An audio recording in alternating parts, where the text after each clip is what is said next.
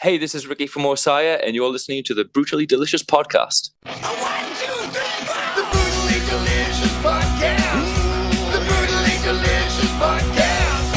The Brutally Delicious Podcast. The Brutally Delicious Podcast. Excellent. Thanks for joining me. I appreciate it. I'm Bruce. Hey, thanks for having me. I'm Ricky. Sweet. You're over in the UK? Yes, indeed. Where are you, my friend? I'm in Richmond, Virginia. Oh my God, what time? So here it's 4:00. Oh. Oh, great, sweet. Okay. That's not bad. Yeah. That's not bad. It's not bad. No. And I've been doing these since, I don't know, like 10 o'clock this morning. We do like one day a month. Usually I have a partner with me, but she had a bail today. But we do like one day a month, and we do a whole bunch, and then I have content for however long I need it. That's awesome. That's really... Yeah, it's just efficient. easy to schedule that way, so... No, that's cool. That's very smart. Very nice. Yeah, we were doing it like, whenever we could, but it takes so much time to prep and get everything ready and, get it right. And we just do it once, one day, everybody's ready, everybody's got their mics right, everything is good, and then we just go. Yeah, I believe I was offered 2 time slots, so I guess that's how you just fit them in on slots, and then you've got, I presume it's a green screen behind you, so there's minimal production. Minimal production, yeah. And then we just roll. So, yeah, it's nice. And then I have content for, the next coming week. So it's nice. Insanely. I love stuff like that. That's great. So anyway, thank you for joining me. I appreciate it. And I'm going to say right off the bat, heaviest stuff we've had on the show today, and probably my favorite. I was waiting for this one. Nice. Beautiful. Absolutely love it. What has been the response to it so far? I know I've listened to Elder King, and Chronos is coming out. Or Chronos has been... Last month, yeah. Last month, yes. Yeah. What's been the response to it so far? It's been good. There was a slight amount of trepidation about it because we were trying some new things. I mean, I'm just like, it's the art, so what will be, and we'll hope that people will appreciate it. But between the band, it was kind of like, bums if there's a bit of a mixed response on things. But everyone's been really... In fact, the most riskiest elements of the EP have been some of the most favored, so it's worked out great. Yeah, so for us, it's give us that sort of boost of being like, hey guys, just be creative. And then you guys all write together, or is it more the efforts of one particular member? No,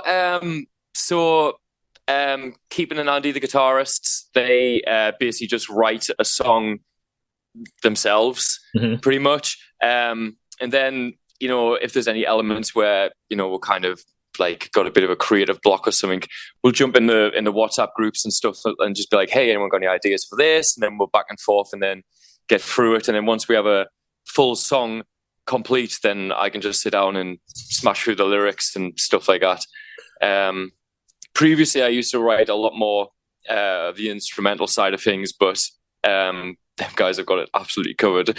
So I can just the lyrics. It's great because now I can just proper focus on that craft. And predominantly, I started this musical journey of mine as a guitarist. So having that responsibility now, hung up the guitar, I can now fully learn the craft of being a vocalist, and I love it. It's a very expressive instrument, the old death metal vocals. Oh, yeah. I mean, and there's varying styles, right? I mean, you could get like cattle decapitation like Travis, or even like Lorna Shore or something, right? Post to them guys, eh? Yeah. Or even like Lorna Shore, which is heavy as hell, and I don't remember what his name is, but boy, does he have a heavy as hell. Yeah, the best. It's the king. I mean, that record that they put out last year was probably some of the heaviest shit I've ever heard in my life. I still need to check it out fully, but it's on the list. You know what I mean?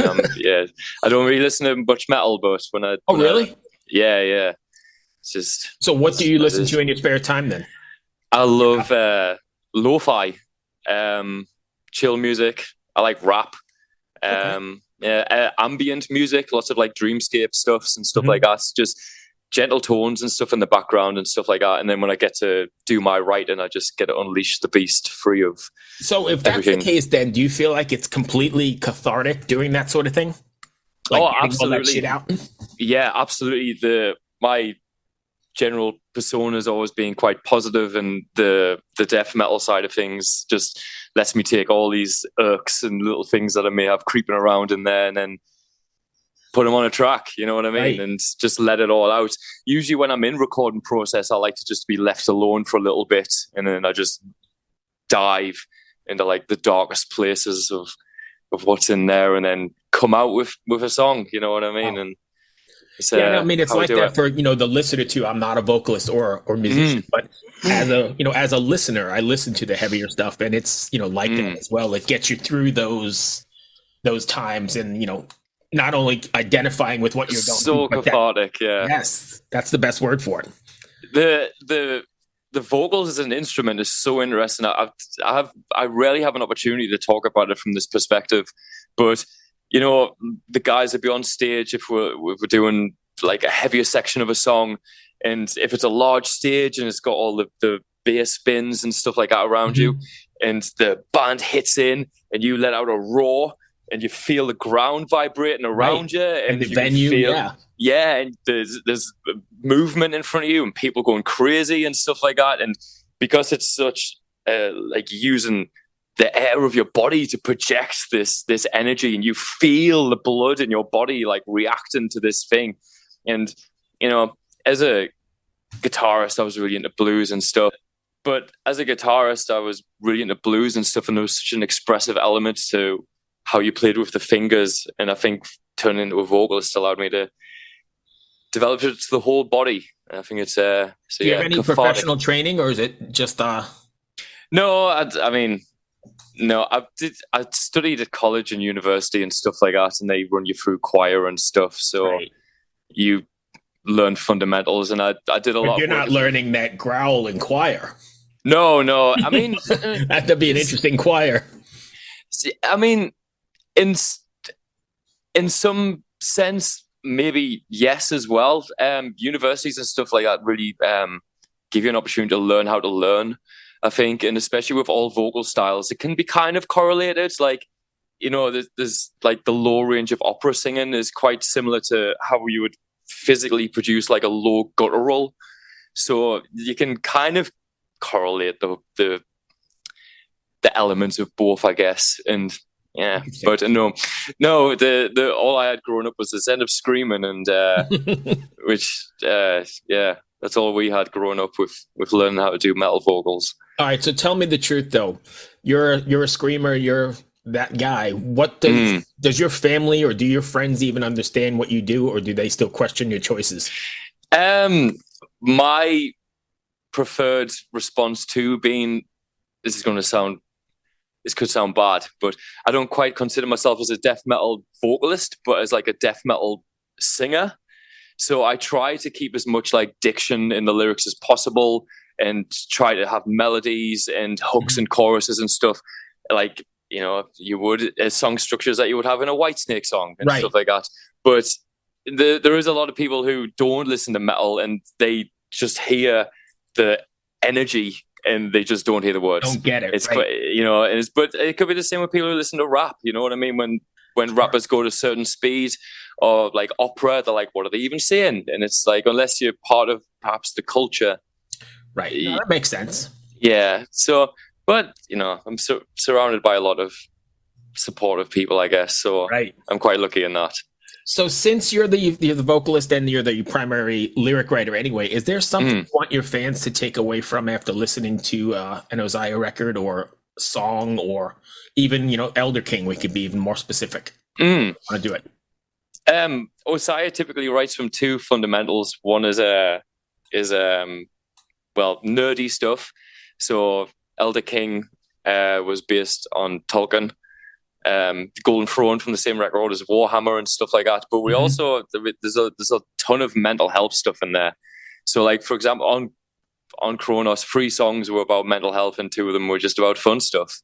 And I guess that's who we are as a band as well. It's like really serious, and we really want to be helping people and doing serious stuff, but we also want to be having fun at the same time. Sure.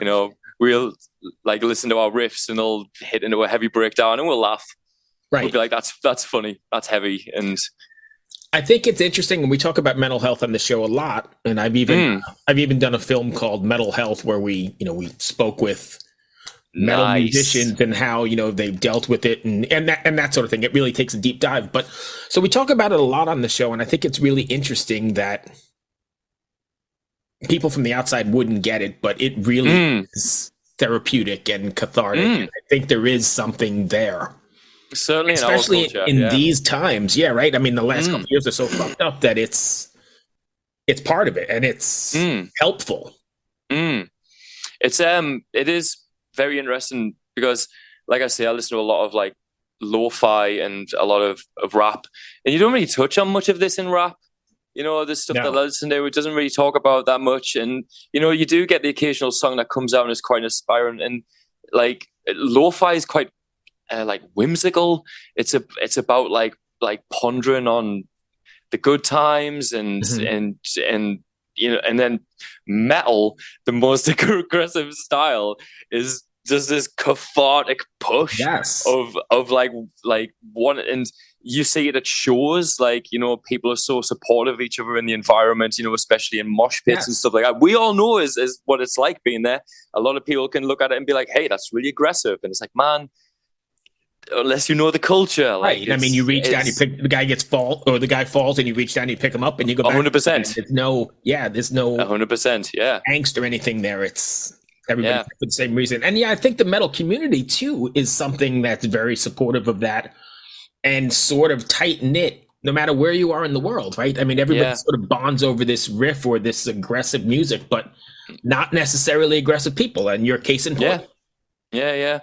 It's, you see it a lot on tours. It's like you kind of get used to like your sort of your tribe, you know, your echo chamber of people all thinking and being the same type of people. And then when you go out on tours and you go across Europe and stuff like that, like we were bumping into people who were relating to my lyrics and talking about how they lived through the same things. Right. And like they could see the hidden meaning in the lyrics, because I'm not very, this happened and because of this happened. I kind of like paint around it and be like, tell a story that weaves that only someone who could maybe have experienced that themselves could see what I was pointing at. And people live in like the Czech Republic and Belgium and Germany, and they all come over and they've got this story. It's like, wow, it's everywhere. You know, it's like it's. You ever feel you've put too much of yourself into a song? Yes, all the time. Let's rephrase that then. Have you ever had to pull back and say, no, I can't do that? Or do you just go for it and feel vulnerable and that just adds to it? Seas of Despair was we on the last EP on Chronos.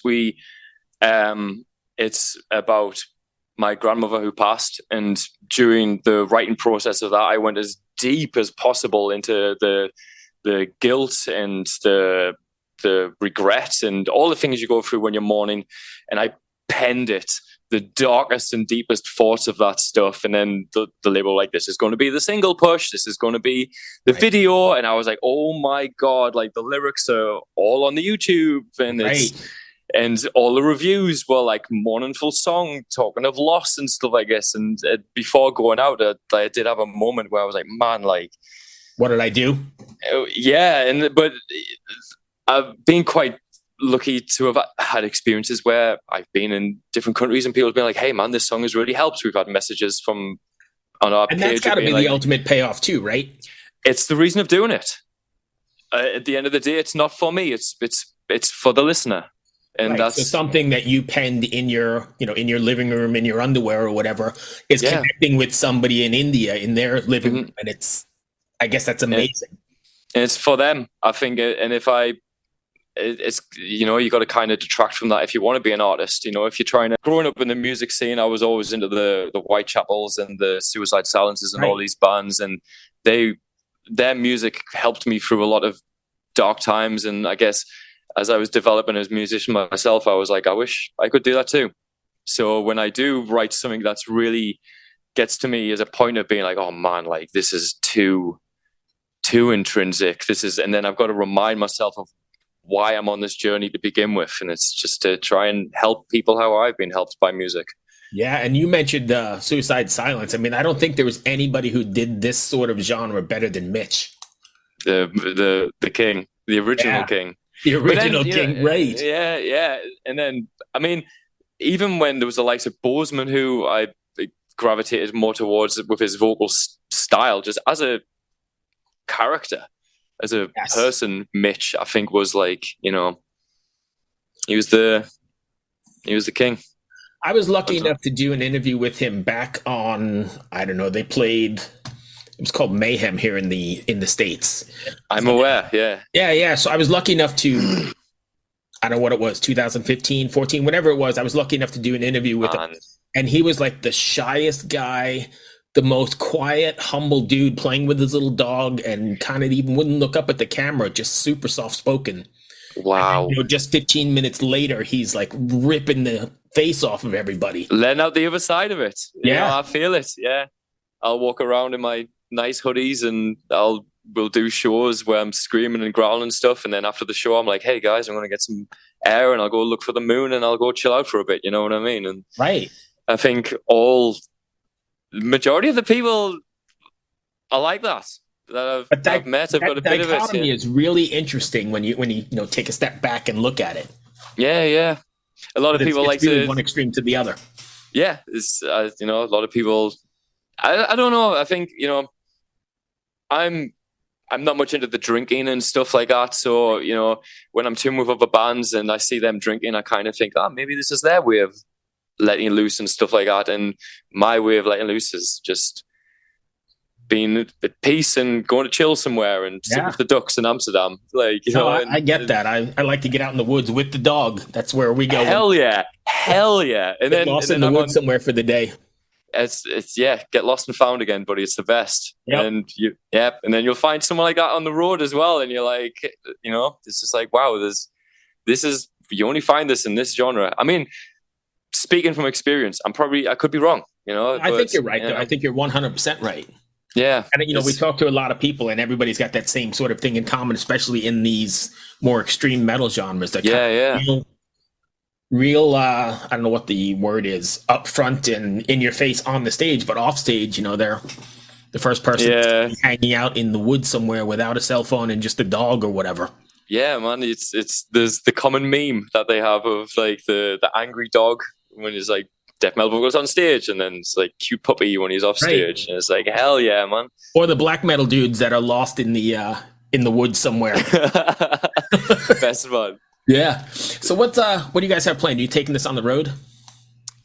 We originally, we had an American tour booked for what it was meant to be this month, I believe, but it fell through. So I guess that needs to be rescheduled at some point. Taking the time to write again.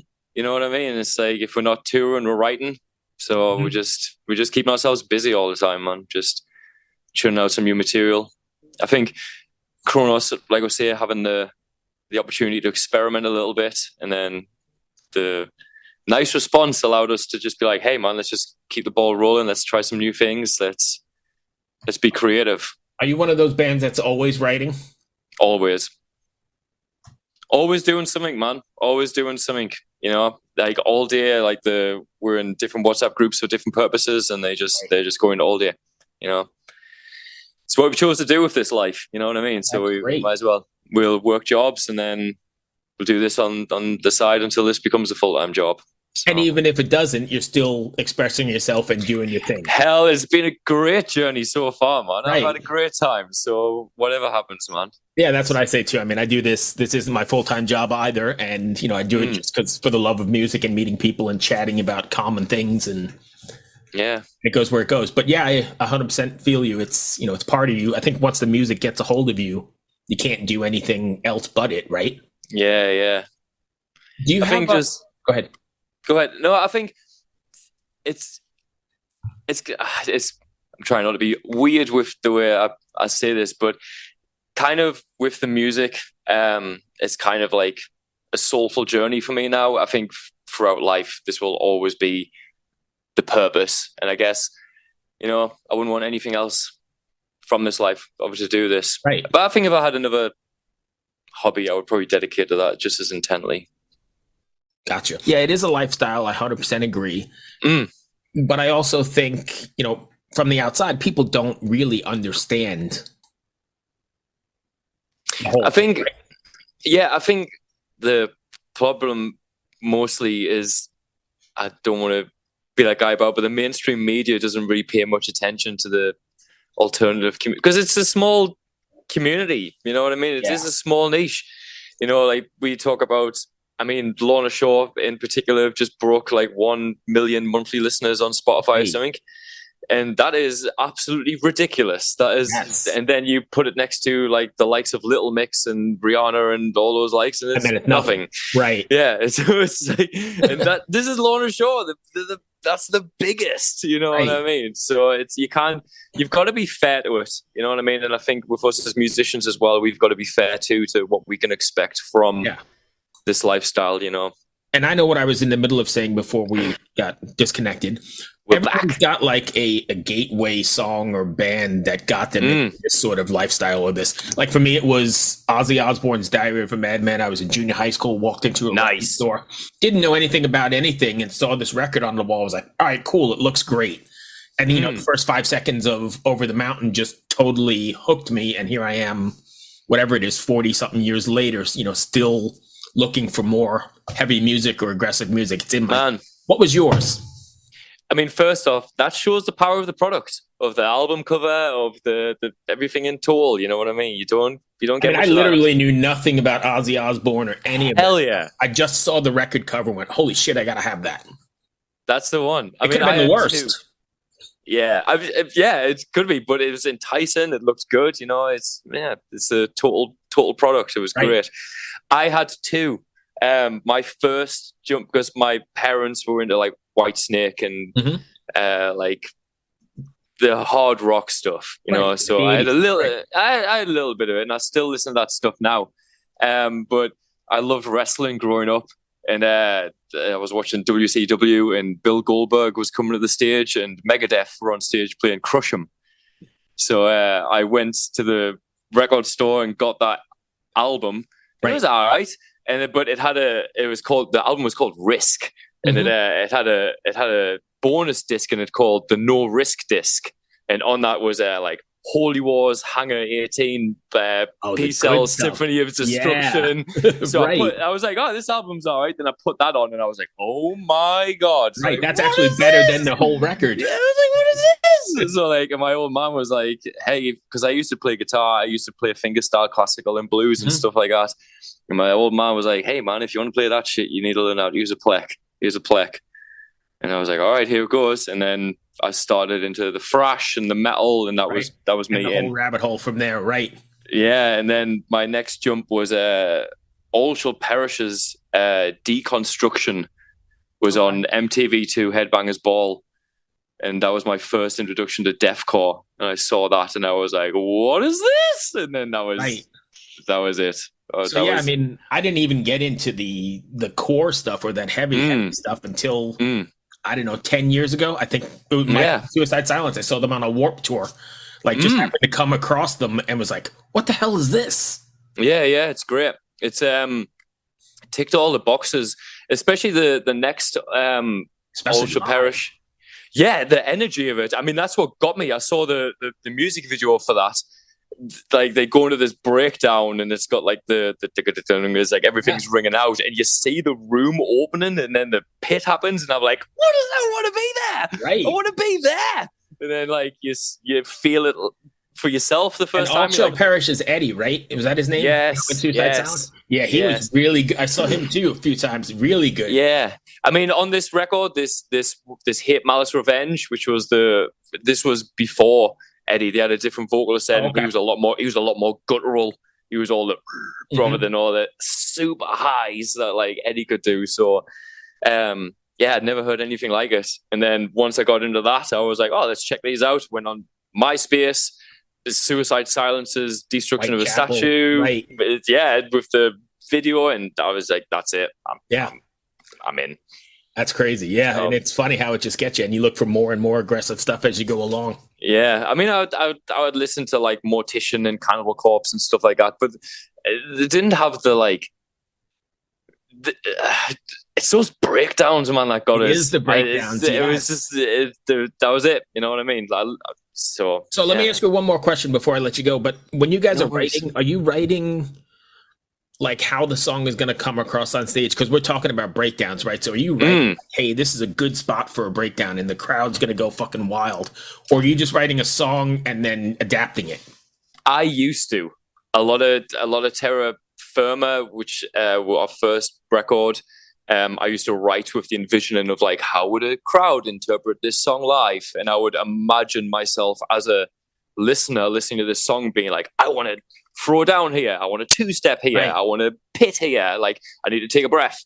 Right. Now I can pit again. Whatever, and right. then like, yeah. And then I would write doing that. But I think the lads, like Andy and Keeban, they just, I can't really explain much on their writing style, but the spaciousness of Osiah, as it's turned out to be, it's never deviated far from the path that it was before. So it still serves the audience, and more importantly to us as musicians, serves us on a technical basis that we are trying to push ourselves as musicians at the same time and try and make it a little bit more difficult each time, you know. And then, so regardless of like how the instrumentals put to me, I as the vocalist can then be like, okay, I can do my bit to try and serve the interpreter of being like, maybe the listener would like to hear this now, maybe you'd want a call out here. So I know I said that was the last question, but now I've got more. Are you guys thinking about not writing the same record? Does that make sense? I know you have to stay in your like wheelhouse, you'll alienate your fans, but you don't want to write necessarily the same record, right? Never. I mean, every album's very different so far. Intentionally, or does it just happen that way? Both. Okay. That's a terrible response. I'm sorry. No. It's kind of it's a kind of bit of both. I think with Terra Firma, like there's a lot of down tempo elements and stuff like that because I was listening to a lot of that back then, and I was inspired by a lot of them, and I was like, this is the definition of heavy. And then I think on Kingdom of Lies, we try to clean everything up and make it a little bit more commercial. And then when Loss happened, it was during the pandemic. Right. So it was a cross of the two albums, but with more despair and aggression and stuff like that. And during that process, we kind of found Osiah's sound. And I think through the records, we've been chasing who Osiah is. Like, not as who we are, but as the product that we are creating is. We're close. I don't know if it's this one, but it's close. There. It's close. It's so very close, man. When you said that record was full of despair, was that basically due to what we were all living through? Oh God, yes. Yes, it got me through it. Yes. That and alcohol got me through that one, man. Like, I'm not a drinker, but alcohol and Loss, that album, I just poured it all out on that. It's horrible being home alone with just the mind, you know. I healed on a lot of stuff at the same time. I'm very happy to say, you know, I went through a lot of trauma in my life, penned it out, and had time to reflect on it. You know, I remember after we released the record, I read through the lyrics again, and I shed a tear being like, holy shit, like this is what I used to think. Right. Like, and you're a lucky one that you got out of it, right? Because there's a lot of people that didn't. And I hope, and this is what I say about people who interpret it as well. Sometimes people can hear it and be like, never thought about that. And it's also nice to know that someone else kind of thinks that. Right. So music definitely got us all through those dark times, I think. And I also think, and we talk about this a lot on the show, that you're going to see a lot of, I think there's going to be like a renaissance in the arts in general, not just in music, because everybody was locked up and alone and funneling all their energy into like staying creative or working on their thing, and polishing their thing, right? And now it's released to the world in the last year. No, I'm seeing some of the best records I've ever seen from some people. Yeah. Hell yeah. Not even just in music, like in art and everywhere. It's like this crazy explosion. The social media is doing a huge push on it at the moment. I don't know if you've seen quite a lot of this, but the merch cuts issue of bands and venues getting taxed to hell with merch cuts and stuff like that. I did see that. Yes, and people are stopping to sell merch. Right? Yep, hey, go to my link and I'll sell it to you there. Yep, and social media's pushing this. They're trying to fight for it. They're trying to get the artists more money. You know, it's like there's stuff moving. It's moving for the better, and you know, we're all in this weird cost of living crisis thing now. But I think we might work together and get through this for the art. I hope so, because I just saw that, or maybe just recently, Anthrax had to cancel their whole European tour because of diesel prices. Oh my God, I did not know that. Yeah, they canceled everything, and that was their reason. Maybe there's other reasons, but I mean, if a band like Anthrax is worried about diesel I can prices, believe it. How does the average guy get it? I can believe it. Like, it's the tour bus prices and all that stuff and merch cuts and stuff like that. You had the diesel on top, and yep. Man, and Anthrax and the merch cuts and all that other stuff. Yeah, I mean, you just keep digging right into the artist's pocket, right? Anthrax are big, man. That's brilliant, but yeah.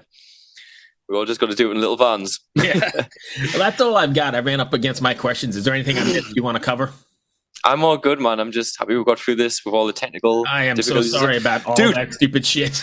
No, I'm totally fine with it, man. You can edit and do whatever you want. Yeah, it'll all be edited and it'll look flawless, but you'll be sitting there going, "Wham, what a jackass! It was all a mess." But not at all. If you ever want to do this again, my friend, I'd be more than happy to. Maybe after the next record is out or whatever, I'd be more than happy to do this again. Sweet, yeah. So, we'll keep. Yeah. Any plans to come to the States at all? Is that way too costly? We want to with every ounce of our being. Right. So it's like we just need to make it happen. So right, cool. And fans, if they want to find you, Osiah? Yeah, it's just give us a search. I believe so. Yeah, I'm unfortunately not the guy that knows the most of this. That's fine. But you can find us by just OSIAH, Osiah. It's easy. Right. Yeah. Thank you, my friend. I appreciate it. Again, thanks for hanging with me through all the bullshit. My pleasure, my dude. Have a wonderful rest of the day. You do the same. Be well. Good luck with the record. Goodbye, my friend. Thank you. Yep. Hello out there. Yes, hello out there, everyone. I'm Hal Schwartz. And I'm Flynn McLean. Together we host None But the Brave, a podcast dedicated to the music and career of Bruce Springsteen. Bruce and E Street Band are on tour right now for the first time in 6 years, and we're taking a detailed look at what's happening on stage in our bi-weekly episodes.